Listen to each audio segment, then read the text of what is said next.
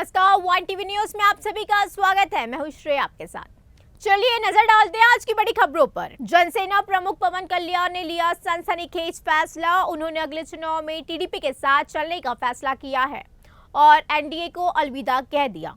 जनसेना ने घोषणा करी है कि वह बीजेपी के नेतृत्व वाले एनडीए से बाहर आ गई है और इसी मौके पर पवन ने कहा कि आंध्र प्रदेश के विकास के लिए टीडीपी जैसी मजबूत ताकत की जरूरत है। उन्होंने साफ किया है कि तेलुगु देशम पार्टी इस समय चुनौतियों का सामना कर रही है और ऐसे में पार्टी को जनसेना के समर्थन की जरूरत है। टीडीपी नेता चंद्रबाबू की अवैध गिरफ्तारी के खिलाफ पार्टी के कार्यकर्ता बड़े पैमाने पर विरोध कार्यक्रम जारी रखे हुए हैं।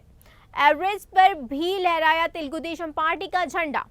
चंद्रबाबू ने गिरफ्तारी की निंदा करते हुए एवरेस्ट बेस कैंप पर विरोध प्रदर्शन किया है और कृष्णा जिले के पेनामालूर मंडल के ताड़ीगाड़प्पा के अनुमुलु प्रभाकर राव के साथ 20 लोगों ने अभियान चलाया। उन्होंने कहा कि उन्होंने 10 दिन पहले हिमालय की यात्रा करी थी और उन्होंने कहा कि उन्होंने चंद्रबाबू के समर्थन में बेस कैंप पर टीडीपी का झंडा फहराया है। कृष्णा नदी जल बंटवारे के लंबे समय से लंबित मुद्दे पर केंद्र सरकार ने एक और कदम आगे बढ़ाया है। इसने आंध्र प्रदेश और तेलंगाना राज्यों के बीच कृष्णा जल के वितरण के लिए मौजूदा कृष्णा ट्रिब्यूनल के लिए अंतर्राज्य नदी जल विवाद अधिनियम के तहत नई प्रक्रियाओं को अंतिम रूप देने का निर्णय लिया है। दूसरी ओर, जैसा कि प्रधानमंत्री ने अपनी हालिया तेलंगाना यात्रा के दौरान वादा किया था, राज्य ने एक राष्ट्रीय येलो बोर्ड और सरक्का केंद्रीय जनजातीय विश्वविद्यालय स्थापित करने का निर्णय लिया है। दिल्ली में प्रधानमंत्री मोदी की अध्यक्षता में हुई केंद्रीय कैबिनेट की बैठक में इसे मंजूरी दे दी गई। केंद्रीय सूचना एवं प्रसारण मंत्री अनुराग सिंह ठाकुर और केंद्रीय पर्यटन एवं संस्कृति मंत्री किशन रेड्डी ने मीडिया के सामने ये जानकारी दी है। तेलंगाना सरकार के अनुरोध के अनुसार कृष्णा जल के वितरण पर कानूनी सलाह लेने के बाद नया निर्णय लिया गया है और इसी संदर्भ में यह पता चला है कि कैबिनेट ने मौजूदा ट्रिब्यूनल के लिए नई प्रक्रियाओं को अंतिम रूप देने का निर्णय लिया है। इन नई प्रक्रियाओं के मुताबिक आंध्र प्रदेश और तेलंगाना के बीच न सिर्फ कृष्णा जल का बंटवारा होगा बल्कि प्रोजेक्ट के हिसाब से भी जल का आवंटन होगा। एनसीपी नेता और लक्षद्वीप से सांसद मोहम्मद फैसल को झटका लगा है। केरल उच्च न्यायालय ने हत्या के प्रयास मामले में निचली अदालत द्वारा दी गई सजा को निलंबित करने की उनकी याचिका खारिज कर दी और इसी के चलते उन्हें लोकसभा का सदस्य बनने से अयोग्य घोषित कर दिया गया। लोकसभा सचिवालय ने एक बुलेटिन में कहा है कि उच्च न्यायालय के फैसले के मद्देनजर फैसल को लोकसभा सदस्य होने के लिए अयोग्य ठहराया गया है। यह इस साल 11 जनवरी से लागू होगा। यह दूसरी बार है जब फैसल को अपनी लोकसभा सदस्यता गंवानी पड़ी है। एसएचएआर और इसरो के तत्वाधान में विशाखा स्थित रघु इंजीनियरिंग कॉलेज में विश्व अंतरिक्ष सप्ताह 2023 मनाने के लिए 4 दिनों तक विशेष कार्यक्रम आयोजित किए जा रहे हैं और इसी के तहत रघु शैक्षणिक संस्थानों के अध्यक्ष कालीडंडी रघु विशाखापट्टनम के मेघालया होटल में आयोजित एक मीडिया सम्मेलन में विशाखा क्षेत्र कार्यक्रम प्रबंधन उपसमिति के अध्यक्ष जी और अप्पन्ना ने कार्यक्रम के विवरण का खुलासा किया।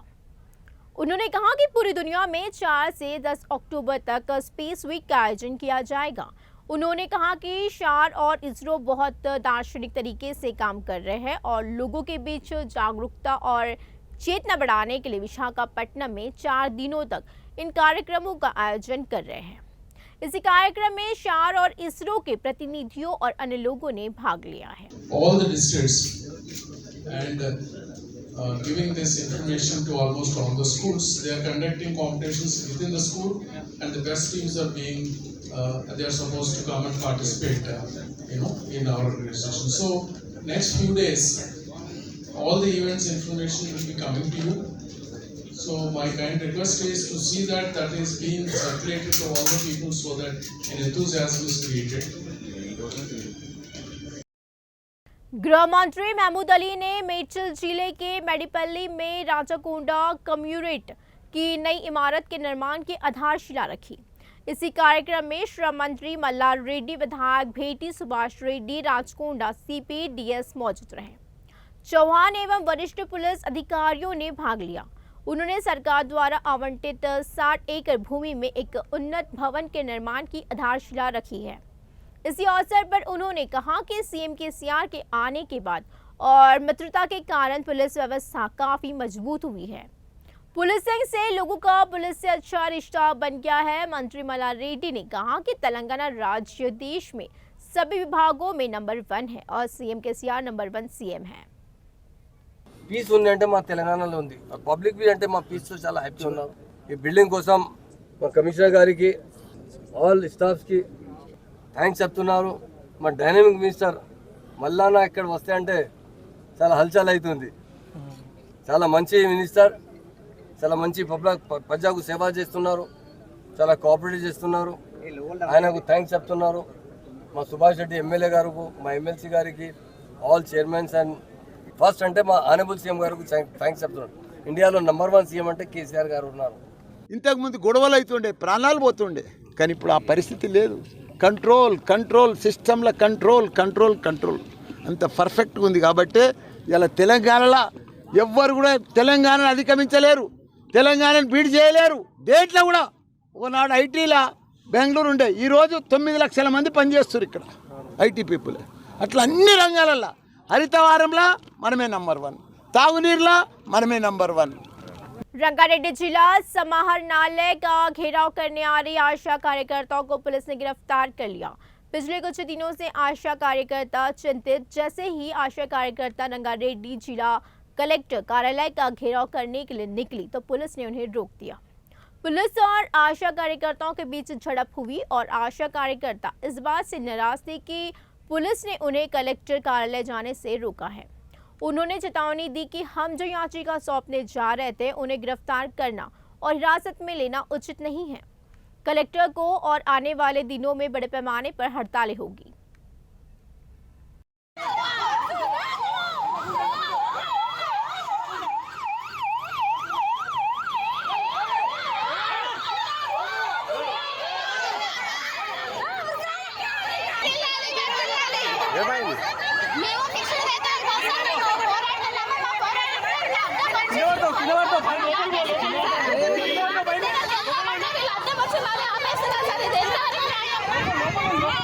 विधायक सरकारी सचेतक गंपा गोवर्धन कामारेड्डी जिला केंद्र में सीसी सड़कों और सामुदायिक हॉल का उद्घाटन करेंगे। केसीआर स्पोर्ट्स किट्स को ग्राम पंचायतों को वितरित किया गया। इस कार्यक्रम में उर्दू अकेडमी के चेयरमैन मुजीबुद्दीन और नगर पालिका उपाध्यक्ष गद्दाम इंदुप्रिया समेत अन्य लोग शामिल हुए हैं।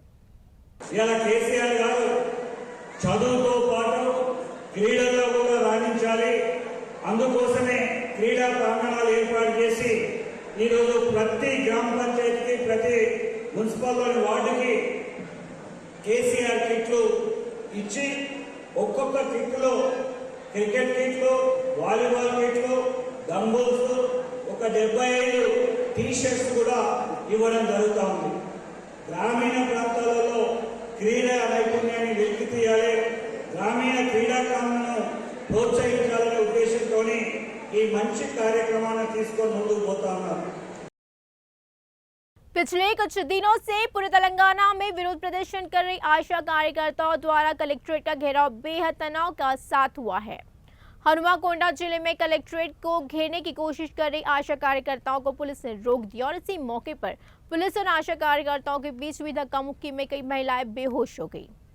आशासु ने दुख व्यक्त करते हुए ये कहा कि जब विरोध गतिविधियां शांतिपूर्ण ढंग से चल रही थी तो पुलिस पर हमला करना एक जघन्य कृत्य है।